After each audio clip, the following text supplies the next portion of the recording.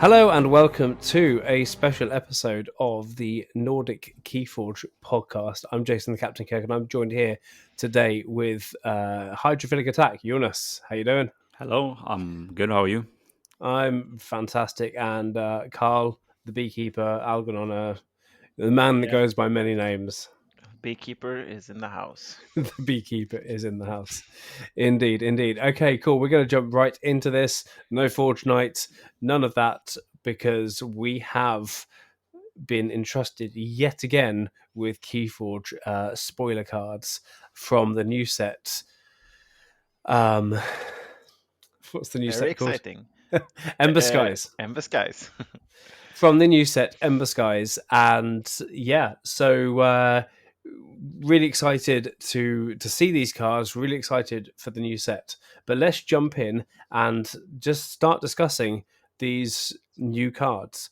Starting off with Heli Chopper. It is a 5-power creature. It's a ship. And if you're haunted, Heli Chopper gets +3 power for each ember on it. And it has an action of Capture 2. Take it away, guys. What do we think of this? It's also a Geistoid card. I don't think you said that. It is also a Geistoid card. A Maybe I didn't Geistoid say rare. That. It is a rare card. It is a Geistoid card. And it is a ship that isn't an artifact.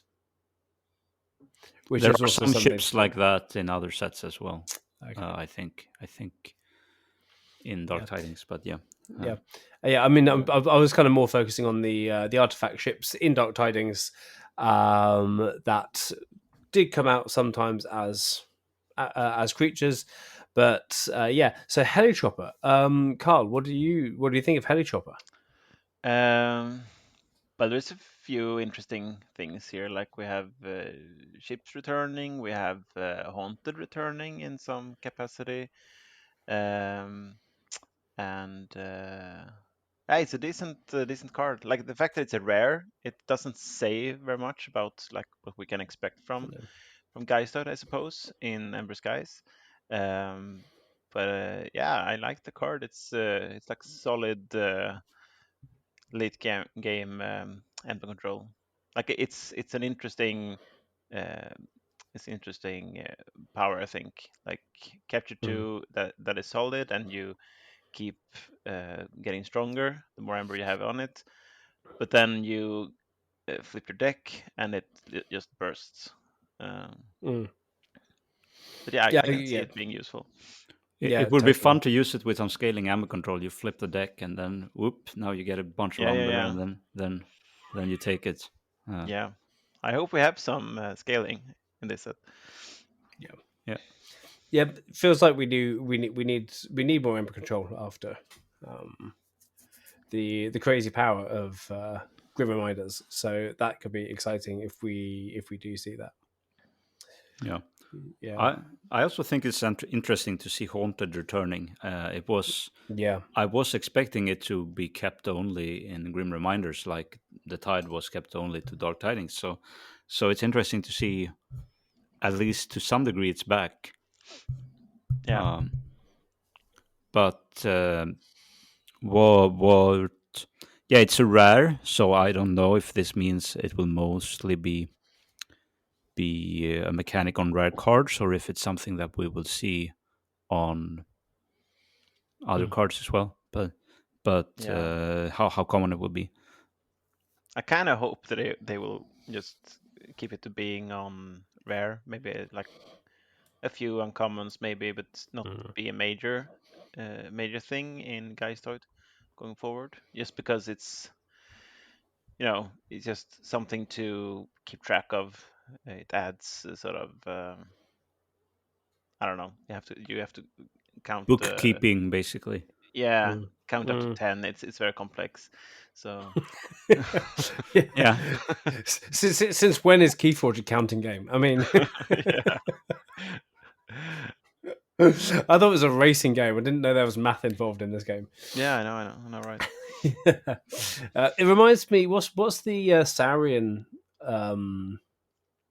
creature that Octavia is that it? No, that you before fight exalt, and then it gets it gets 2 power for every Ember on it. Yeah, but it's not only him; he gives it to everyone, and he gives it to everyone else as well. So it's kind of reusing some of the Saurian things there, but you're capturing. So you've got the Ember control element. You're not exalting, but man, think of all the other capture, like however much capture that you can get in here. Like that could be a huge beast. At least if you have some support in the form of capture pips or something to get him started. I mean, it takes 1 turn before he captures, so he might need some support in order to not just die. Yeah, but I guess he's most similar to Stenopius. Yeah, since it's +3, but that's only on him. The other one is Tribune Pompatus, but that's Tribune. That's the one I was thinking of. Yeah, exactly. Yeah. So But as you say, I think there is let's hope there is some kind of synergies going as well, that you can maybe use this as a combo piece for some scaling Ember control, or maybe something where you use the fact that he has a lot of Ember on it somehow to gain advantage. Yeah, it's only really going to be the direct creature removal, but then don't forget we have the Sky Beasts, the 20 Sky Beast cards that are going to be coming into the game. It could be any house whatsoever, and some of those are pretty big beasts. So yeah, it could be a case of, well, it's good, use it when you can, and then it may disappear. Depending how big those beasts are. Which is a very, very exciting. But if you have this guy out, how often will you use the action? Like with Octavia, most of the time I just reap. I don't really want to capture too. I would rather reap. Yeah. But unless you need to. Yeah. I mean, and I think after a while, because I mean, if you action capture 2, you're suddenly going from a 5 to an 11 power creature, right? Yeah, that's a lot. When you're haunted, you're going to want to be fighting more than you'll be capturing, but you'll be capturing onto it maybe from other card effects. Yeah, that's maybe the best case scenario to have him as a removal tool if you have some other capture support. Yeah, and it's there if you need the Ember control. Like if those times where, I've been way too many times needing that one extra capture. And maybe like if you have a lot of if you have Geistor, it's your main house, you use this, you reap with the other creatures you have, you capture onto this one, and then you keep doing that until he's too big for your opponent to deal with, and then it makes you win. Yeah, and we like cards that make you win, of course. Yeah, who knows? Yeah, who knows? Cool. Yeah, well, that's Helichopper. Really exciting card. The with the artwork, I really like the fact that the propellers are like wisps of air. It's kind of got the ghostly thing, but it's got like the mech kind of side to it as well. And you see him grabbing onto stuff as well, so that makes sense that he's capturing, I guess. Yeah. Yes. Yeah. Exactly. Capturing and drilling, which is the thing as well. So drilling for Ember. Yeah. Exactly. Yeah. Which is quite nice going through the I've been re-listening to the Crucible Tales of the Crucible, and the valuable element that Ember is in the Crucible is they're really pushing that out as well. So really nice artwork there as well. Should we move over to I like the colors of the artwork, but it's one of those cards where I have to just look very, very closely to even see what it's supposed to be. Yeah. But it's at a glance it looks very nice, like it's really popping, and the artwork is nice, but I can't really make out what it actually is. Yeah, because like one arm is like definitely a mechanical arm, but then the other one is like is it goo or something coming out and being attached to the to some kind of ectoplasm thing. Yeah, exactly. That's actually strong enough to hold up a drill. We learn more and more about these creatures day by day. Yep. Yeah. Cool. Should we go on to number 2?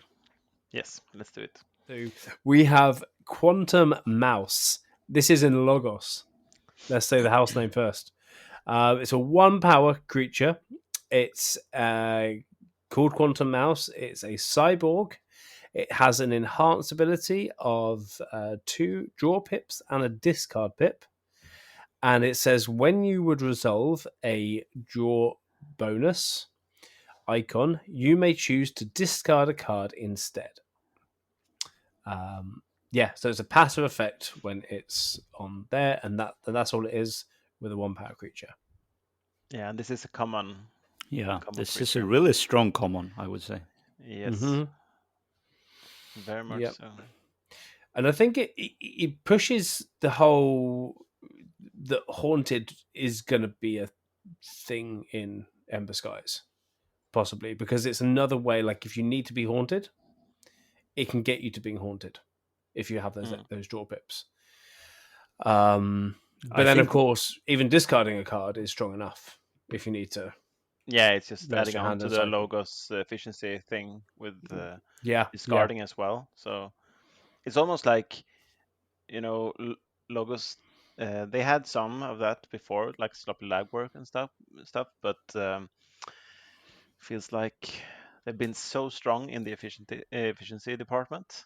Mm-hmm. So you would always almost want some other house to maybe pick up that role of discarding thing.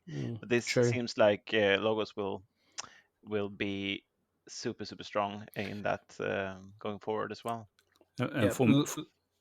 Sorry, I was going to say Logos is back. Logos is back. That's all we've got to say. Yeah, Jonas, sorry, you're trying to say something. I think the main strength of this is just 3 good enhancements on a common. So you're going to get some decks with 2 or 3 of these guys, and it's just going to go very fast. You can even ignore the text and just the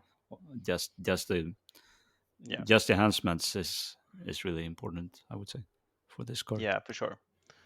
I don't expect this to live very long if it's like on the board. No. So the passive effect, if you have the draw bonuses in Logos, you could use it, of course, but it shouldn't stick around a lot.